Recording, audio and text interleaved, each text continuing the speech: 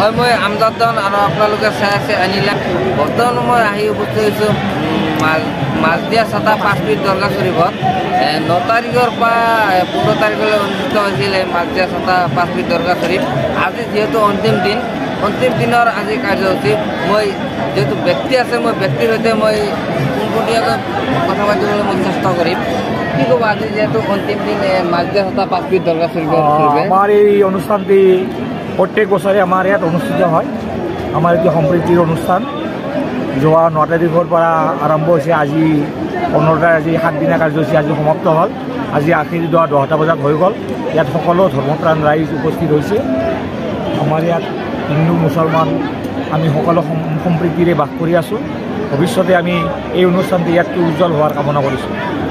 লগ ৰাখিছোঁ চৰকাৰলৈ আমি বিনম্ৰ অনুৰোধ ৰাখিছোঁ আমাৰ এই অনুষ্ঠানটি যাতে পৰ্যটকস্থলীলৈ ৰূপান্তৰ হয়।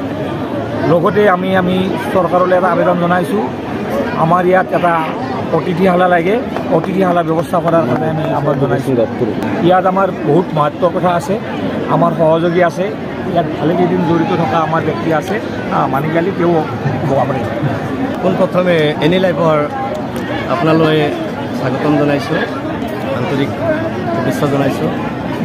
বিশেষকৈ এই আমাৰ যিটো মাজদিয়া ছাতা 5 ফিট দৰগা উৰুছ মুবাৰক, এই উৰুছ মুবাৰকটো আমাৰ 9 ফেব্ৰুৱাৰীৰ পৰা আৰম্ভ হৈছিলে। আজি 15 ফেব্ৰুৱাৰী অলৰেডি 10টা বজাত আখৰি মোনাজাত হৈছে, গতিকে আজিৰ পৰা শেষ। আৰু এইখন অনুষ্ঠান মাজদিয়া ছাতা 5 ফিট দৰগা অনুষ্ঠানটো বহুত যুগৰ আগৰ পৰা চক্ৰধ্বজ সিংহৰ দিনৰ পৰা এইখন অনুষ্ঠান চলি আছে। আৰু এইখন অনুষ্ঠানৰ বহুতখিনি মাহাত্য আছে আৰু এই মাহাত্যখিনি নিশ্চয়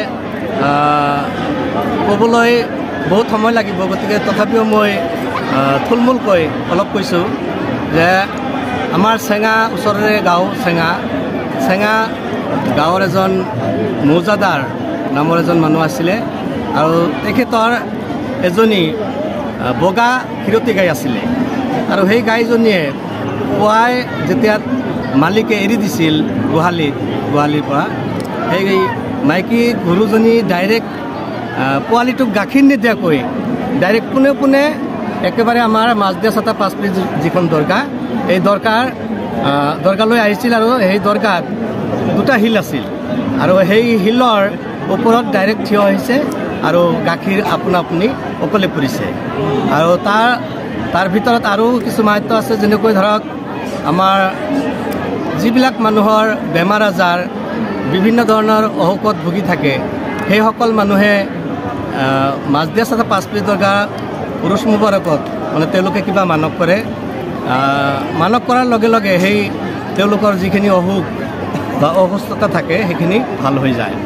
এনেকৈ বিভিন্ন ধৰণৰ ইয়াতে আমাৰ মাহাত্য পাইছোঁ। গতিকে যাৰ কাৰণে প্ৰতি বছৰে নিশ্চয় 30,000 পৰা 40,000 মানুহ মানে আমাৰ এই মাজদিয়া ছাতা 5 ফিট দৰগা উৰুছ মুবাৰকত উপস্থিত হৈ থাকে। আৰু আমি এইখন অনুষ্ঠান মানে চলাই আছোঁ মাজদিয়া আৰু ছাতা দুয়োখন গাঁৱৰ মুৰব্বীসকলে। আৰু আগন্তলৈ এইটো বস্তু যাতে ভালকৈ চলি থাকে তাৰ কাৰণে চৰকাৰৰ তৰফৰ পৰা আমি অনুৰোধ জনাইছোঁ যাতে তেখেতসকলে চৰকাৰৰ তৰফৰ পৰা যাতে আমাক এই অনুষ্ঠানত বহু ধৰণৰ সুবিধা আগবঢ়ায়। অলৰেডি আমাক কৈছে আমাৰ মাজদিয়া ছাতা 5 ফিট দৰগা অনুষ্ঠানৰ সভাপতি আবুল কালামে, তেখেতে নিশ্চয় কিছু কথা কৈছে। গতিকে সেইখিনি বস্তু যাতে চৰকাৰে আমাক অনুদান দিয়ে, এইখিনি কৈয়ে মই শেষ কৰিছোঁ। কিবা বাস্তৱতা প্ৰমাণিত পাইছে নেকি? বাস্তৱত প্ৰমাণিত আছে।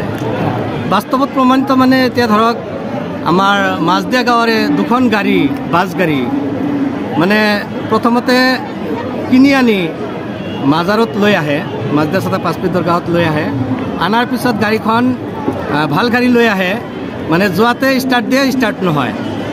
মানে পিছত কিবা এটা মানসা কৰে যে ষ্টাৰ্ট ধৰিলে নিশ্চয় কিবা এটা আমি এই অনুষ্ঠানত আমি দান কৰিম। সেইখিনি কোৱাৰ পিছত মানে যাই গাড়ীখনত ষ্টাৰ্ট দিয়াৰ লগে লগে গাড়ী ষ্টাৰ্ট ধৰে। গতিকে এনেকুৱা প্ৰমাণ আছে। আৰু এটা প্ৰমাণ আছে, আপোনাৰ যিখন শিল আছে সেই শিলত আমাৰ মাজদিয়া গাঁৱৰ এজনে লঠিয়াইছিলে। লঠিয়াৰ পিছত সেই মানুহজন খবৰ মানেই এনি লাইভ 24/7 আৰু এনি লাইভ ডিজিটেল যিকোনো খবৰৰ বাবে যোগাযোগ কৰক 9387734920 আমাৰ এই নম্বৰত।